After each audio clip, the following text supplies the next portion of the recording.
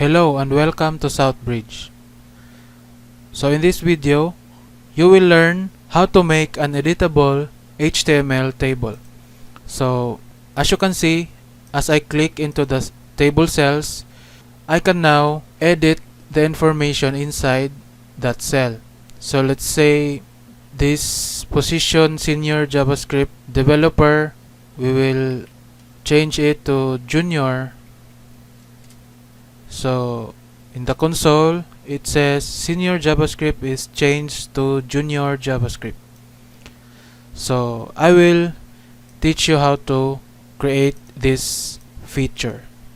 But before that, please subscribe to my channel and please click the notification bell to get updated for my latest videos. So now, here is my HTML table. So I have put some data into our table, so it is a very basic HTML table. So with styles, so you can style your table differently, so it depends on your taste. So let's check it first in our browser. So this is what our table looks like. So as of now, we don't have that edit feature, so we will create that feature in JavaScript. So I will not use any library or jQuery in this tutorial, so we will just use plain JavaScript. So first is we have to get our table. So let's create a variable table, document that get element by ID. So let's check our ID. So there's none, so we'll create ID is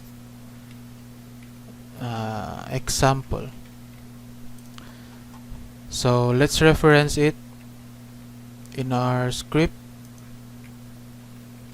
example. So now we will get all the cells from our table.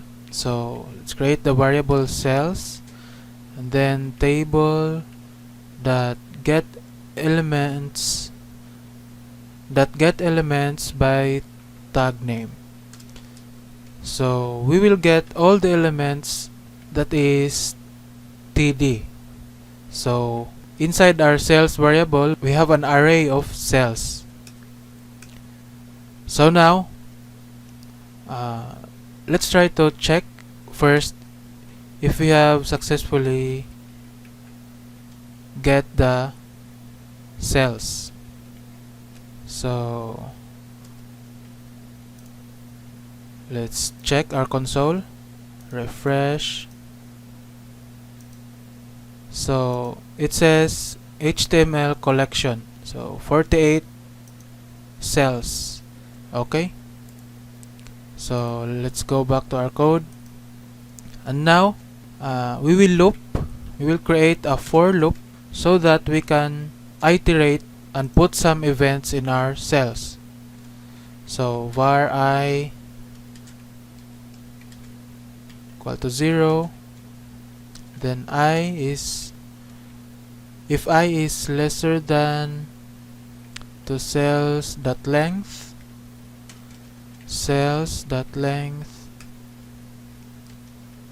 then we will increment. So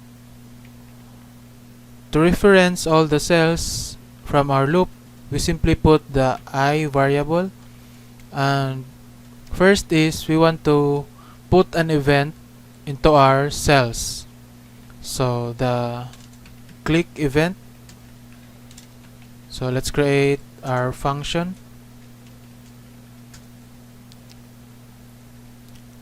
So first, let's check if we can click our cells. So refresh again. Okay, cell is not defined. So oops.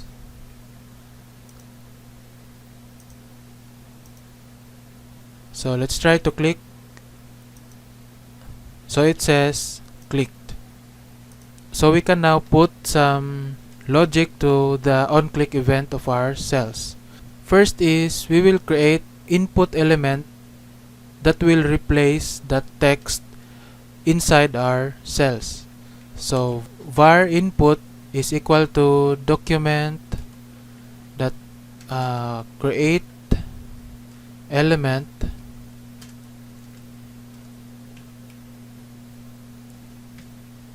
input, and then we will set our input attribute.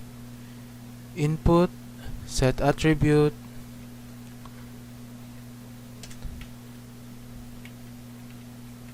so the type is text, and then we will get the value of our cell and we will place it inside our input element. So input that value is equal to this dot h dot inner html. So the word this in this context will refer to the cell that we are clicking, and then we will now style our input element. So input that style that width, and then we will just copy the width of our cells.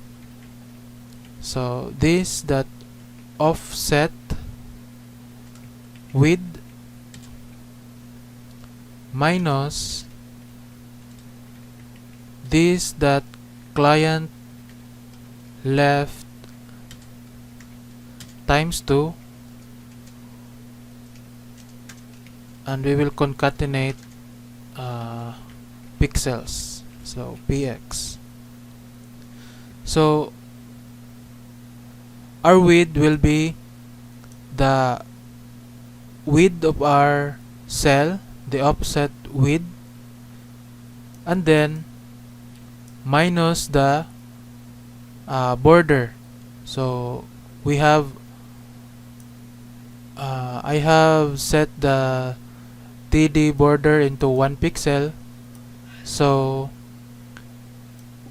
it will just get the border in the left side and we will multiply it to 2 so that we can delete all the space from the border in the cells. So we will do the same into the height. Set this that offset height. So now we will use the client top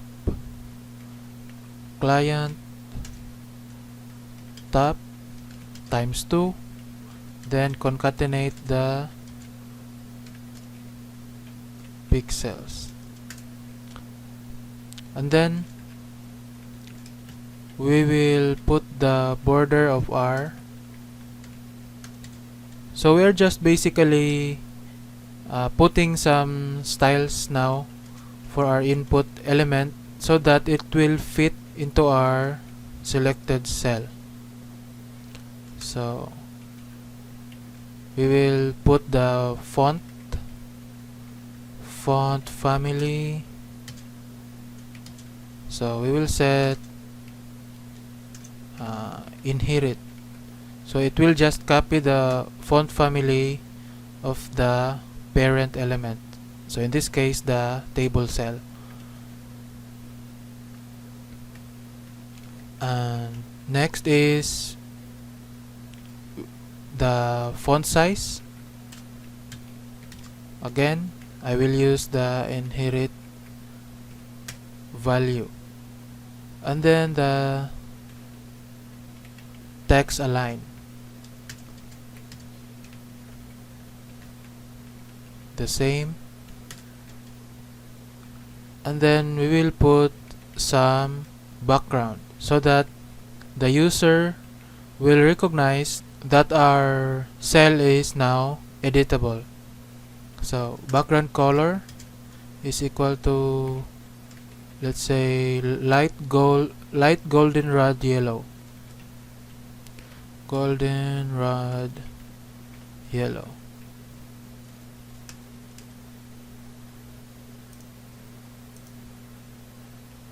So now we will clear our cell. So let's set its inner HTML to blank, and then we will set its padding. So style.css text, we will set the padding to 0 from the top and bottom, and 0 left and right. And then we will append our newly created input element.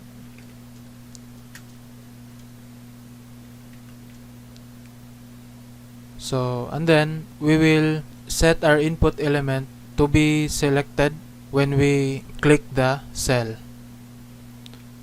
So let's reference the first element, child, and then we will use the select method. So let's try to check it in our browser. So as you can see, we can now click into our table cells, and then it will turn yellow or something yellowish, and then it will automatically ready to be replaced. So we can type any text inside of it. So now we can edit this, but as of now, as you can see, when our cell loses focus, it will not delete our input element. So what we are going to do next is we will get the new text that is typed by the user, and then we will clear the input element inside our cells. Let's put some event. So in our input element, we can use the blur event. So onblur. So in this function, as the input element loses its focus, we will reference the table data element, so the td. So var td is equal to input dot parent element. So from the input, it will get the td because it is its parent. So we will get the original text that is loaded initially in our table. So parent element that get attribute get attribute data text. So we will create this attribute here. Before we create our input element, let's put some attribute into our selected cell. So this dot set attribute data clicked is equal to yes, and then this dot set attribute data text, and then we will put the inner HTML. We will use this attribute to detect if our current cell has been already selected or not.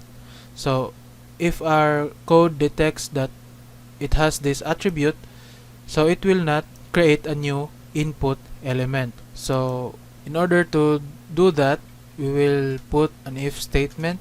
So we will check the attribute data clicked. So let's use the has attribute. Okay, data clicked, and then return. So if our code detects that our current cell has this data click attribute, it will not execute the following code. It will just go out into our function. So let's go back to our blur function. We have this original text, and then we will get the current text or the edited text from the user. So current text is equal to this dot value. So this, in this context, is the input element. So it is not our cell. So we will check if the original text and the current text is not the same. So let's put original text is not equal to current text. So it means that there is some changes. There are changes in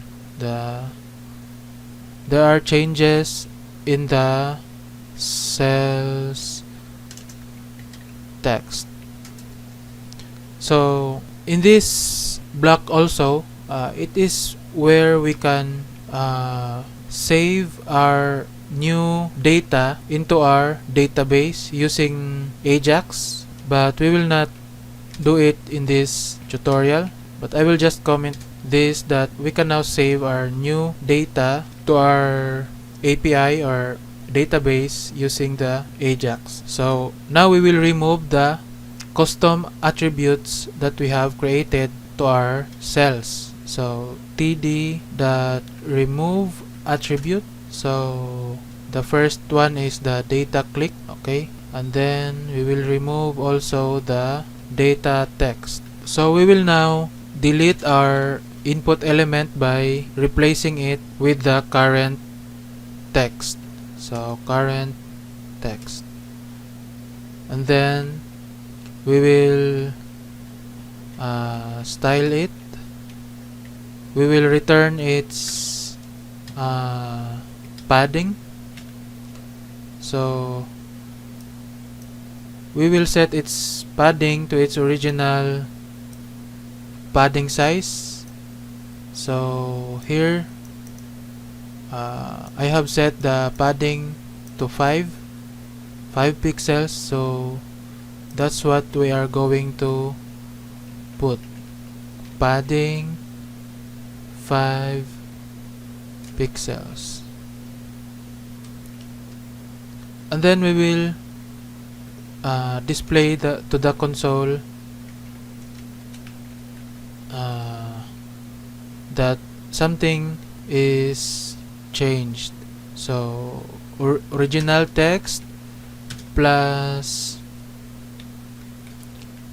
let's concatenate this is changed to, then space, and then the current text, and then we will put also some code if there is no changes in our cells or in our text. So we have to copy this code here, and we will just replace this into the original text, and then we will display some message, and we will say no changes made. Okay, so let's try to run our code. So as you can see, our console will display a message, no changes made, if the user doesn't type anything.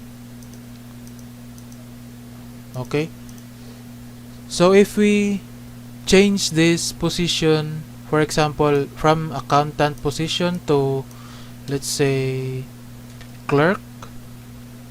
Okay, and then we will click somewhere, and then it says accountant is changed to clerk.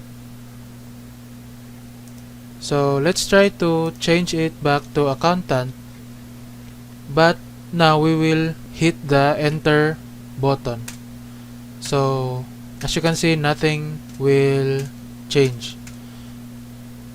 So there is no event when I hit the enter button. We would like to have that feature so that our users can edit our cells and then just hit the enter button, and then it will reflect the changes. So now let's go back to our code, and then we will put another event in our input element. So I will use on key press. So key press and then our function. So we will try to detect if the user will type the enter button. Enter key is equal to 13.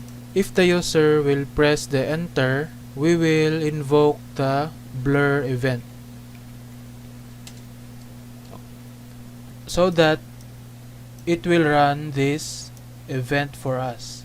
So we don't have to put it into another function or write it in this inside this block of code. So we can keep our code concise and readable. So I will save it.